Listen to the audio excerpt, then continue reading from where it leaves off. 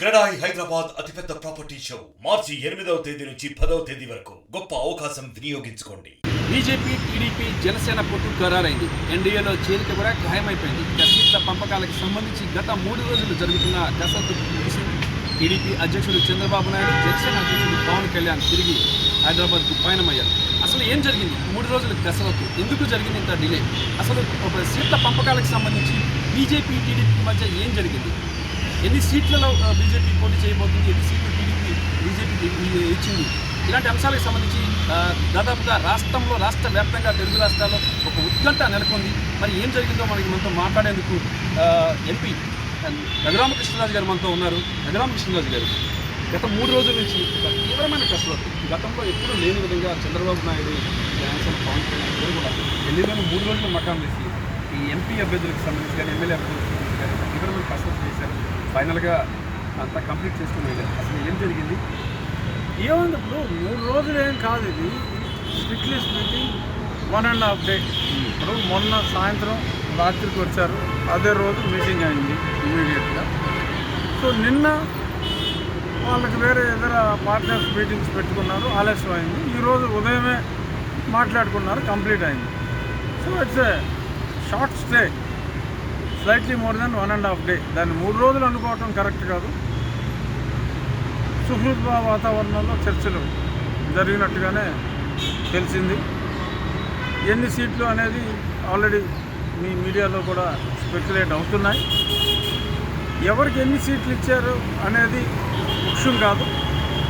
ఒకసారి అలయన్స్ అయిన తర్వాత 5 సీట్లున్నా 50 సీట్లున్నా అందరూ ఒకటే అనే ఒక మంచి సంకల్పంతో ప్రజల్ని, కష్టాల్లో ఉన్నారు ఆంధ్రప్రదేశ్ ప్రజలు, దుఃఖంలో ఉన్నారు, వీళ్ళని కాపాడటం కోసం భేషజాలు మర్చిపోయి నేషనల్ పార్టీ అయినప్పటికీ కూడా నాకు అన్ని స్థానాలు కావాలి, ఇన్నే అని కాకుండా ఒక మంచి వాతావరణంలో ఎన్ని మేము తీసుకుంటే మీకు కంఫర్టబుల్గా ఉంటుంది, మాకు రెస్పెక్ట్ఫుల్గా ఉంటుంది అన్న ఆలోచనతోనే ఒక చక్కటి వాతావరణంలోనే చర్చలు జరిగినట్టుగా నాకు తెలిసింది.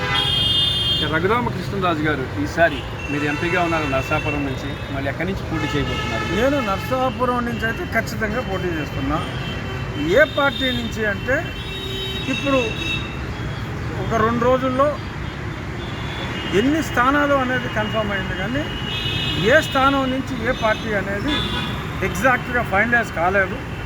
సో నా స్థానం అంటే జనసేన ఆల్రెడీ వారు 3 స్థానాలు ఫిక్స్ అయినాయి. నా స్థానం భారతీయ జనతా పార్టీయా తెలుగుదేశం పార్టీ అనేది maybe by day after evening or ఇంకొక రోజు పట్టచ్చు.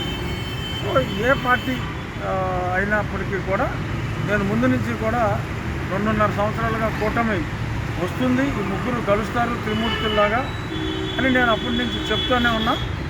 నాకు అన్ని పార్టీలతోటి ప్రస్తుతానికి నేను ఏ పార్టీలో లేకపోయినా ఈ 3 పార్టీలతో నాకు సన్నిహిత సంబంధాలు ఆ పార్టీ అగ్రనాయకులతో ఉన్నాయి కనుక ఈ స్థానం ఎవరు తీసుకుంటే ఆ పార్టీ తరఫున నేను పోటీ. ఇక గతంలో చూసుకున్నట్టుగా అయితే రాజకీయ పరిస్థితులు అంటే టీడీపీ, జనసేన, బీజేపీ పొత్తు కాకముందు ఆంధ్రప్రదేశ్లో ఎలాంటి పరిస్థితులు ఉన్నాయి? ఇప్పుడు టీడీపీ, జనసేన, బీజేపీ 3 పార్టీల పొత్తు ఈరోజు కన్ఫామ్ అయింది.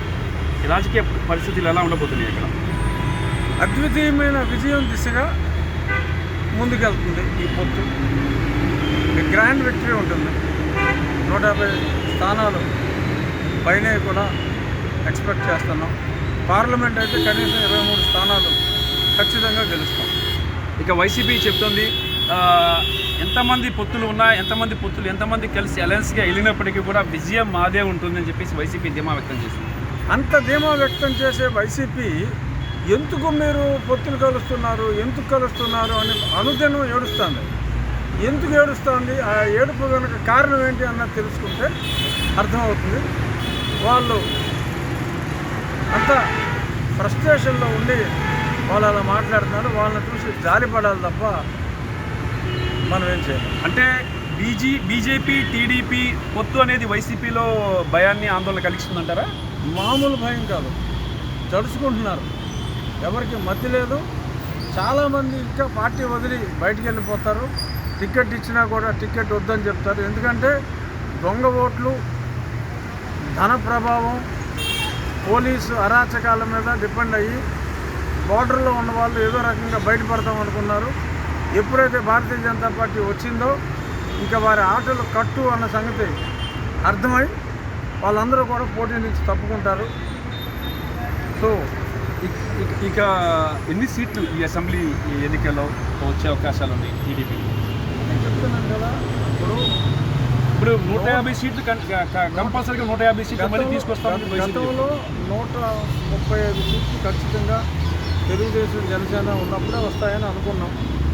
ఇప్పుడు భారతీయ జనతా పార్టీ కూడా కలిసింది కనుక 150 స్థానాలు దాటే అవకాశం చాలా ఎక్కువగా ఉంది. నేను జగన్మోహన్ రెడ్డి లాగా పిచ్చోళ్ళలాగా 175 నాకే వస్తాయి అని అంత చెత్త నేను మాట్లాడలేను. ప్రతిపక్షాన్ని కూడా కొన్ని స్థానాలు ఖచ్చితంగా కూడా రావాలి. డెఫినెట్గా వారికి బలమైన స్థానాలు కొన్ని ఉన్నాయి. ఇక్కడ సత్యబాబు గారు కావచ్చు, కొద్దిమంది ఉన్నారు. సో కొన్ని స్థానాలు వస్తాయి వాళ్ళకు కూడా. ఈసారి వైసీపీని ప్రతిపక్షంలో కూర్చోబెడతారా? ప్రతిపక్షం కూర్చుంటుంది కానీ స్టేటస్ ఉండకపోవచ్చు అని అనుకుంటున్నాను. ప్రతిపక్ష స్టేటస్ కూడా వైసీపీ ఉండదంటారా? ఉండకపోవచ్చు. ఎందుకని అంటే 17 దాటాలి కదా.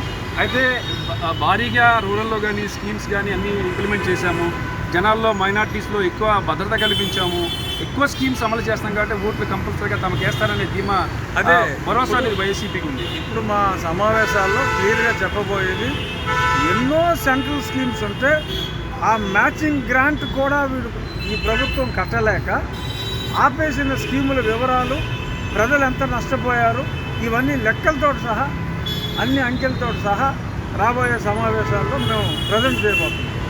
సో దీంతో ప్రజలు ఇటువంటి వాడిన మనం ఎన్నుకున్నామని గతంలో పశ్చాత్తాపడి ఆ పశ్చాత్తాపానికి ప్రాయశ్చిత్తంగా ఈ కూటమికి అద్వితీయమైన విజయాన్ని చేకూర్చుకోవాలి. ఇక టీడీపీ, జనసేన, బీజేపీ కూటమి ఆంధ్రప్రదేశ్ ఎన్నికల్లో అద్వితీయమైన విజయం చేకూర్చుతుందని చెప్తున్నారు రఘురామకృష్ణరాజు. మరొక అంశాన్ని క్లియర్గా చెప్పారు.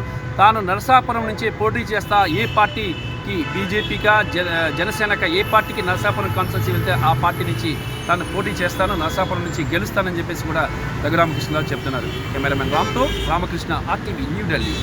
మరిన్ని వీడియోస్ కోసం ఛానల్ ని సబ్స్క్రైబ్ చేయండి. లేటెస్ట్ అప్డేట్స్ కోసం వాట్సాప్ ఛానల్ ని ఫాలో చేయండి. అండ్ లింక్ డిస్క్రిప్షన్ లో ఉంది.